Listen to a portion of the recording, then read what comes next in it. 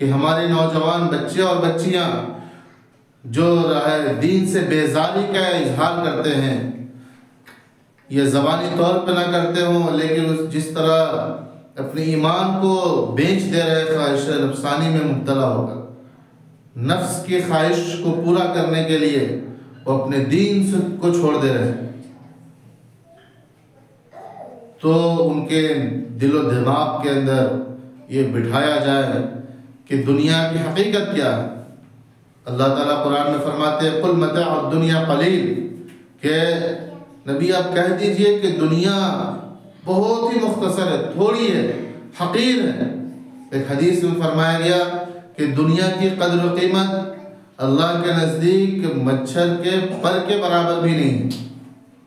मच्छर कितना हकीर मखलूक है और उस मखलूक के अंदर उसका पर देखे कितना मामूली, उसके पंख, उसके विंग्स, उसकी कोई हैसियत है? कुछ भी नहीं है। तो इसी तरह अल्लाह के नज़दीक पूरी दुनिया की हैसियत गोया कुछ भी नहीं है।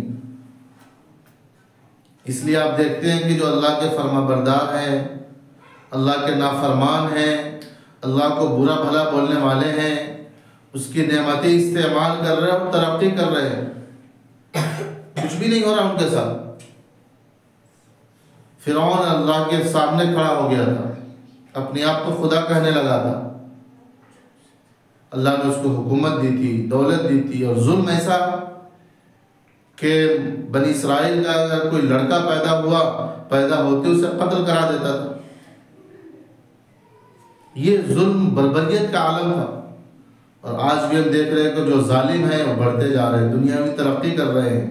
झूठ बोलने वाले, फरेब देने वाले, धोखा देने वाले, अल्लाह पर ईमान न लाने वाले वो बढ़ रहे हैं, जिसका ये मतलब नहीं कि अल्लाह के नज़दीक वो महबूब है।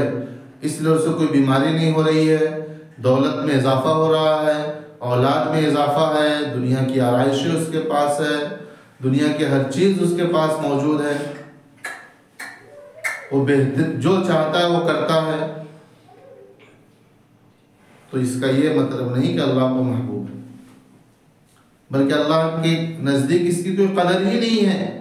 अल्लाह उनसे ढील दे दिया, छोड़ दिया।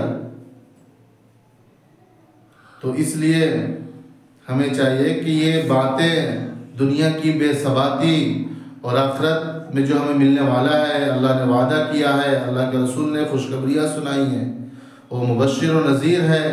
उसने जो हमें बताया है, खुशखबरी सुनाई है, जिन चीज़ों से डराया है, वो हमारे नई नस्ल के सामने आ जाए। इस तरह निज़ाम हो तालीम का, मकातिब का, मकतब में पढ़ने वालों का, मस्जिद में पढ़ने वालों का, ताकि वह अल्लाह को पहचाने, रसूल को पहचाने और ये हकीर सी दौलत हासिल करने के लिए अपने ईमान को न बेचे, ख्वाहिश नफसानी को पूरा करने के लिए अपने ईमान का सौदा न कर ले। इसकी अहम ज़रूरत है और ये मसाजिद से पूरा किए जा सकते हैं। आप सल्लल्लाहु अलैहि वसल्लम के पास जो सहाबा ईमान लाए थे, उनकी तालीम और तरबियत के निज़ाम मस्जिद में था। मस्जिद के सामने सुफ़ा था, वहाँ पे तालीम होती थी, वहाँ पे ठहरना, क़याम था, खाने पीने का नज़म था। जो आता था वो खुद खाते थे और सहाबा को खिलाते थे। तो दीनी तालीम का मजबूत नज़्म मकातिब के ज़रिए से किया जाए। अभी कल जुमा मुंसिफ एक अखबार निकलता है हैदराबाद से, उसमें एक एडिशन शाया हुआ था शम्य फ़रोज़ा, जिसको लिखते हैं हज़रत मौलाना खालिद सैफुल्लाह रहमानी साहब। अब Muslim All India Muslim Personal Law Board के सदर हैं। आपने अफ्रीका के सफ़र नामे का जिक्र किया है। तो लिखते हैं कि वह एक मलावी है जगह, जहाँ पे मुसलमान पहले कसीर तादाद में थे, यानी ज़्यादा थे, अक्सरियत में थे, और आज जो सूरत हाल है वो अक़लियत में, यानी बहुत सारे मुसलमान अपनी ईमान बेच दिए, दूसरे मज़हब को कबूल कर लिए, कन्वर्ट हो गए। तो ये क्यों?